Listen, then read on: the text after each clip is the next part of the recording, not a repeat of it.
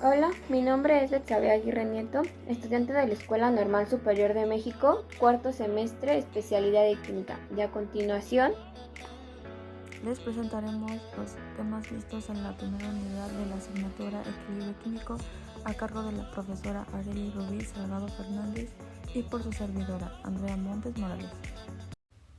Equilibrio Químico, Unidad 1. Historia del equilibrio químico.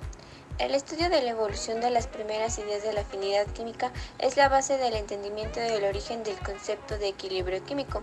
A principios del siglo VIII, los químicos empezaron la construcción de diferentes tablas de afinidad basadas en el concepto de afinidades electivas. Reacciones irreversibles y reacciones reversibles.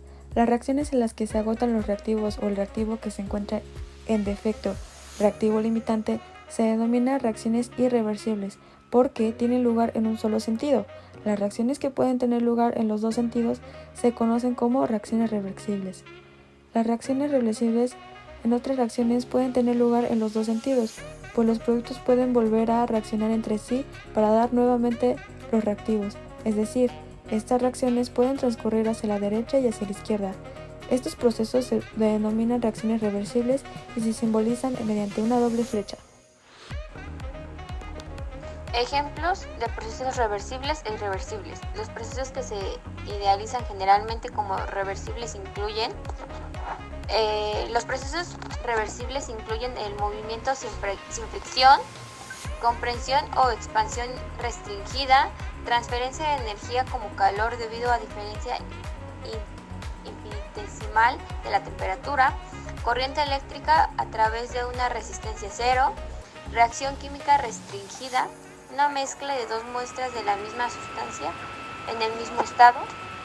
Y los procesos irreversibles incluyen movimiento con fricción, expansión libre, transferencia de energía como calor debido a la diferencia significativa de temperatura, corriente eléctrica a través de resistencia diferente a cero, reacción química espontánea, mezcla de materia de diversa composición o estado. Reactividades de las especies químicas. La reactividad química de una sustancia o de una especie química es la capacidad de reacción química que presenta otros reactivos. Se puede distinguir entre la reactividad termodinámica y la reactividad cinética. La primera distingue entre sí la reacción está o no favorecida por la entalpía, competencia entre energía y entropía. La segunda decide si la reacción tendrá lugar o no en una escala de tiempo dada. Así, hay reacciones permitidas por termodinámica, como la combustión de grafito en presencia de aire, pero que están bloqueadas por cinética. La química orgánica y la química inorgánica estudian las reactividades de los distintos compuestos. La química física trata de calcular o predecir la reactividad de los compuestos y de racionalizar los caminos de la reacción. Ley de acción de masas, constante de equilibrio. La constante de equilibrio juega en las reacciones reversibles el mismo papel que el reactivo limitante de las reacciones irreversibles, ya que condiciona la concentración tanto en los reactivos como en los productos en el equilibrio. La constante de equilibrio casi no tiene unidades y depende de la temperatura. Las concentraciones tanto como del producto como de los reactivos se expresan como concentraciones molares. El valor de la constante de equilibrio nos da una idea de la extensión en que ha tenido lugar la reacción. También hay que aclarar que si Kc es mayor a 1, la mayoría de los reactivos se ha convertido en productos, y si Kc es menor a 1, la mayoría de los reactivos quedan sin reaccionar. Cociente de reacción. Es una expresión similar a la constante de equilibrio, que nos informa en cada momento del desarrollo de la reacción. Es una expresión del cociente de reacción. No se emplean concentraciones de equilibrio de reactivos y productos, sino de las concentraciones instantáneas de la misma. Si Q es igual a Kc, el sistema se encuentra en equilibrio. Si Kc es mayor que Q, se favorecerá la reacción hacia la derecha formando productos. Si Q es mayor que Kc, se favorecerá la reacción de descomposición de los productos formando los reactivos de partida de derecha a izquierda. Características del equilibrio. El equilibrio es una situación de equilibrio dinámico que se aplica en las reacciones reversibles. Tanto la reacción directa como la inversa tienen lugar simultáneamente y cuando se alcanza el equilibrio ocurre en la misma velocidad. En el equilibrio delta T es igual a cero.